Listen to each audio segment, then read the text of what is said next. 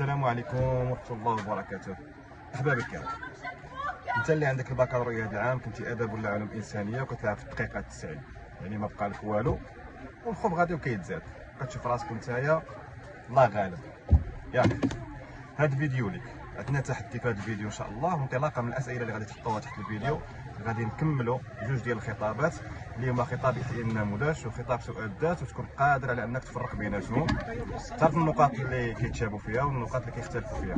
ملي كنتكلم على خطاب يحيى النموذج، اول حاجه هو عباره على قصيده شعريه ذات نظام شطرين متناظرين، يعني السطر والعجز، صافي الشعر التقليدي القديم. ملي كنتكلم كذلك على خطاب سؤال الذات، حتى هو بحاله كيعتمد على نظام شطرين متناظرين، السطر والعجز، وحتى هو قصيده قديمه، يعني الشكل ديال القصيده ديالهم بجوجهم. صافي، هذه النقطه الاولى. النقطه الثانيه ان نفس المنهجيه اللي كنخدمها في احياء النموذج هي نفسها اللي كنخدمها في سؤال الذات، بعض التغيرات بسيطه غادي نتعرفوا عليها. اذا النقط ديال الاختلاف هو ان احياء النموذج اول حاجه كيعبر على الجماعه، يعني كنلقاو كيتكلم دائما بالضمير ديال النحن. المقابل خطاب سؤال الذات كيتكلم على ذات الشاعر، وعليه كنلقاو دائما المصطلح ديال انا، وكنلقاو كذلك الطبيعه. هذه نقطه ديال الاختلاف. كذلك نقطه اخرى ديال الاختلاف هو ان خطاب يحيى النموذج الشعراء ديالو بوحديتهم، وسؤال الذات الشعراء ديالهم بوحديتهم. فمثلا ملي كنقول انا علال الفاسي مباشره كنمشي لخطاب يحيى النموذج، ملي كنقول مثلا ابراهيم ناجي فمباشره كنمشي لخطاب سؤال الذات. صافي، الله يسخر.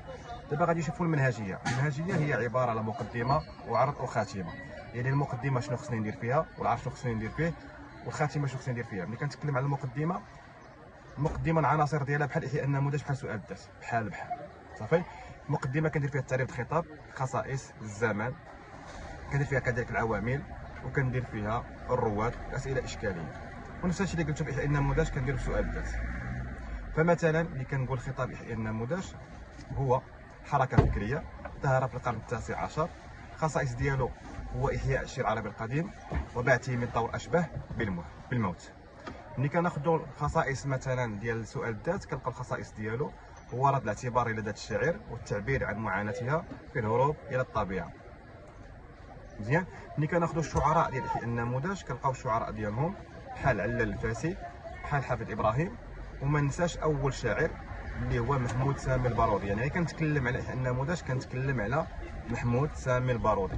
اذا من الشعراء اللي قلنا محمود سامي البارودي، علال الفاسي بحال اللي عندنا في مدينه فاس او المغرب، عندنا محمد حلوي اللي كيتواجد كذلك في مدينه فاس المغرب، عندنا المختار السوسي اللي كيتواجد في الجنوب، عندنا كذلك حافظ ابراهيم، عندنا احمد شوقي وشعراء اخرين. صافي، كمقدمه بسيطه يمكن لي ندير يعتبر خطاب يحيى النموذج حركه فكريه ظهر في اواخر القرن التاسع عشر، كان الهدف منه احياء المورد الشعري القديم وبعثه من طور اشبه من الموت. من العوامل ديالو هو حمله نابليون بونابرت على مصر، بغيتي ديرها ما ديرهاش ما كانش مطلوبه منك. ومن اهم رواده محمود سامي البارودي وحافظ ابراهيم، الى جانب الشاعر الذي نحن بصدد دراسه قصيدته، وكتكتب عنوان القصيده الا كان عندك واسم الشاعر اللي كان عندك، ما كانوش عندك ما كتكتبهمش. فالى اي حد استطاع هذا الشاعر تمثيل خصائص خطاب يحيى النموذج في قصيدته. صافي. وهذا السؤال هذا هو سؤال جامع جميع الاسئله يمكن ان تحتمك، فيها المضمون ديال القصيده، فيها الصور الشعريه، فيها بزاف ديال الحوايج. ملي كندخلوا للعرض فهنا كنبدا بالفرضيه. كاين بعض الاساسيات كيبقى الفرضيه ديالها في المقدمه كنديرها في العرض. انا من الناس اللي كنحبذها نديرها في العرض. علاش؟ لان المقدمه كنسيرها بسؤال اشكالي، وكندخل العرض واحد الفرضيه، والفرضيه اللي كتحتمل تكون صحيحه وكتحتمل تكون خطا، لهذا سميت بفرضيه. والفرضيه باش كنديرها كنطلق من المؤشرات، واحد المؤشرات داله. صافي.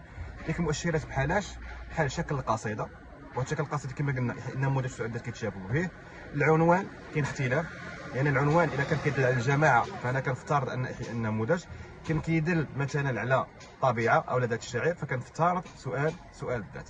فمثلا عطيتك واحد العنوان وقلت لك الى دوده، هاد الى دوده انت اللي كتسمعني دابا دير لي فرضيه من تحت.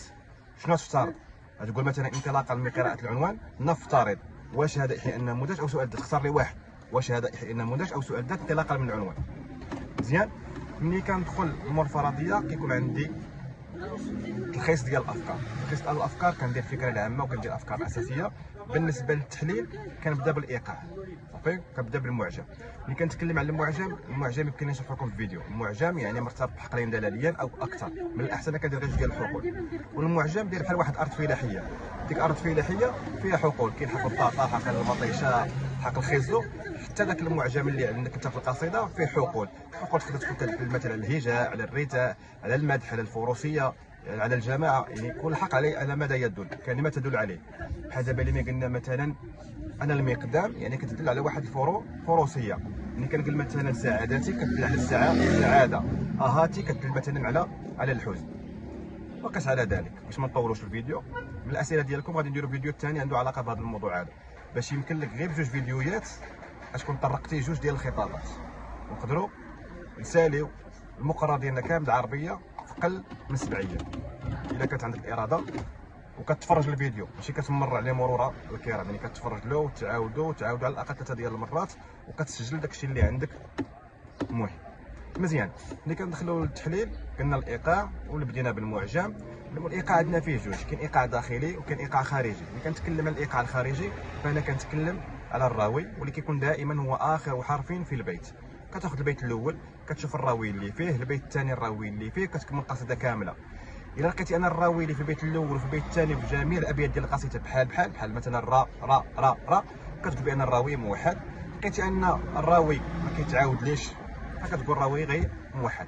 اذا الايقاع الخارجي عندي فيه الراوي، كاين القافيه، والقافيه هي اخر ساكن، الساكنه ديالي الحركه التي قبلها، يمكن حتى نديروا عليها فيديو انطلاقا من الاسئله ديالكم. مزيان. كاين البحر، اليوم كاين 16 ديال البحور. وكاين الوزن بحال كاتب، فاعل، ضارب، فاعل، مكتوب، مفعول. فهنا غادي نكونوا كملنا الايقاع الخارجي. الايقاع الداخلي فيه جوج، كاين التوازي وكاين التكرار. التوازي كاين توازي تام، كاين توازي غير تام، وحتى هما يمكن نديروا عليهم فيديوهات فنشرحوا فيها هادشي كامل الا بغيتوا. دائما السؤال ديالك وفين عندك المشكل وشنو هما الحوايج اللي باغيين نشرح لك.